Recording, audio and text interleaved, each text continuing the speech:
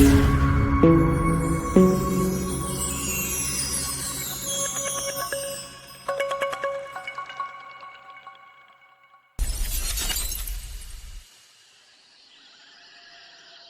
आपने कभी सोचा है कि शीशा सिर्फ आपकी परछाई नहीं दिखाता, बल्कि वो भी दिखा सकता है जो इस दुनिया का नहीं है। आज की कहानी एक ऐसे नाम की है जिसे रात में लेने से भी लोग डरते हैं। उसका नाम है ब्लडी मैरी। साल था 2013। जगह दिल्ली से करीब 40 किलोमीटर दूर एक छोटा सा कस्बा रुद्रापुर। यहां मौजूद था एक पुराना सरकारी गर्ल्स हॉस्टल। तीसरी मंजिल पर था एक वॉशरूम जहां की लाइट अक्सर अपने आप बंद हो जाती थी। लड़कियां कहती थीं कि वहां लगे शीशे में कभी कभी कोई और भी दिखाई देता है, कोई जो रोता है और कोई जो घूरता है। उस हॉस्टल में रहने वाली लड़कियों के बीच एक खतरनाक खेल मशहूर था। नियम सिर्फ 3 थे। रात 12 बजे के बाद वॉशरूम में अंधेरा और हाथ में एक जलती हुई मोमबत्ती।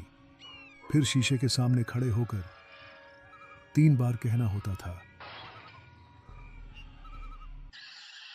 धीमी फुसफुसाहट, bloody Mary, bloody Mary, bloody Mary.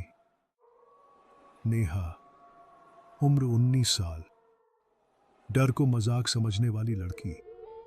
उसका मानना था भूत प्रेत सिर्फ दिमाग का वहम होते हैं।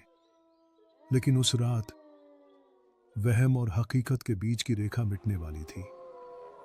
उस रात पूरे हॉस्टल की बिजली चली गई।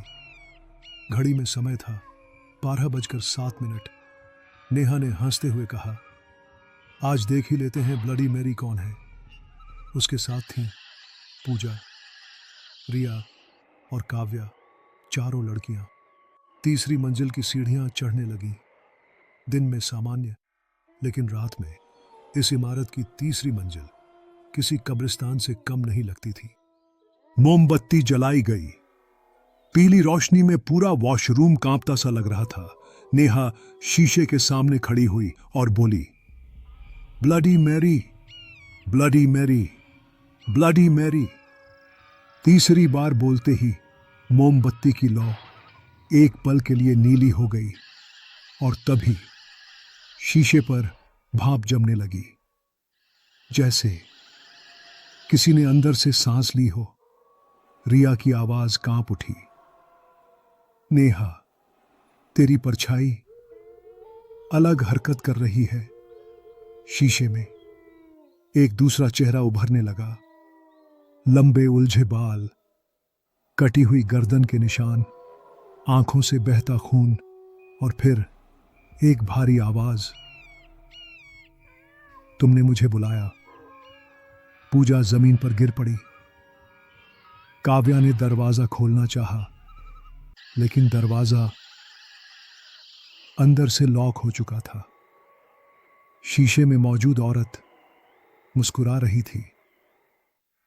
अगली सुबह पुलिस जांच में सामने आया। साल 19। उसी वॉशरूम में एक लड़की की हत्या हुई थी। नाम था मैरी डिसूजा। उसका चेहरा शीशे पर पटक पटक कर कुचला गया था और तभी से उस शीशे को ब्लडी मैरी कहा जाने लगा। उस रात के बाद पूजा कभी होश में नहीं आई। काव्या ने बोलना बंद कर दिया। रिया ने अपनी जान ले ली और नेहा, वो आज भी जिंदा है, लेकिन वो कहती है, मैं शीशे में खुद को नहीं देखती क्योंकि वहां मैं नहीं होती। आज भी रुद्रापुर के उस हॉस्टल की तीसरी मंजिल बंद है, लेकिन अगर कोई रात 12 बजे के बाद वहां से गुजरे तो शीशे के टूटने और किसी औरत के रोने की आवाज जरूर सुनाई देती है। यह कहानी यहीं खत्म होती है, लेकिन क्या वाकई सब कुछ खत्म हो गया? 2 सेकंड सन्नाटा, क्योंकि कुछ कहानियां सुनकर नहीं, महसूस करके डराती हैं, और कुछ नाम एक बार सुन लिए जाएं तो जिंदगी भर पीछा नहीं छोड़ते। अगर इस वीडियो के बाद आपको शीशे में कुछ अजीब सा महसूस हो तो समझ जाइएगा, ये सिर्फ वहम नहीं है। धीमी हंसी, वेरी लो वॉल्यूम। वीडियो पसंद आया हो तो लाइक कर दीजिए, और अगर आप दोबारा ऐसी कहानियां सुनना चाहते हैं तो सब्सक्राइब कर लीजिए, क्योंकि अगली कहानी और भी ज्यादा करीब से आएगी।